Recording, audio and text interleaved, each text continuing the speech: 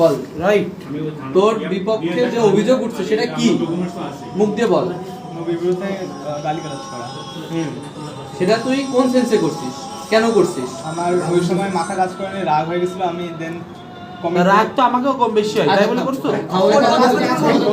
তুমি কি কমেন্টটা করছো? কমেন্টটা করো। আমি ওই সময় ভাই বুঝতে পারিনি, দেন আমি আবার আচ্ছা, বুঝতে পারিসনি একবার, প্রথমে একবার করছিলি 1 বছর আগে, করছিলি কিনা মুখ দিয়ে বল। ওই সময় ডিলিট করে দিয়েছিলাম। করছিলি কিনা? ডিলিট করা না, ডিলিট করছিস। আচ্ছা, করছিলি। তারপরে এই কিছুদিন এক সপ্তাহ আগে, এখন থেকে 1 সপ্তাহ আগে করছিলি। 1 সপ্তাহ আগে আমি একটা পোস্ট দেখছিলাম যেটা আমার খারাপ লাগছে ব্যক্তিগত অর্থে, ওনার রিপ্লাই হিসেবে আমি দিছিলাম। রিপ্লাই হিসেবে কি দিছিলি বলটা? এই দিছিল। আচ্ছা, কি ব্যাপারটা নিয়ে রাখছিল?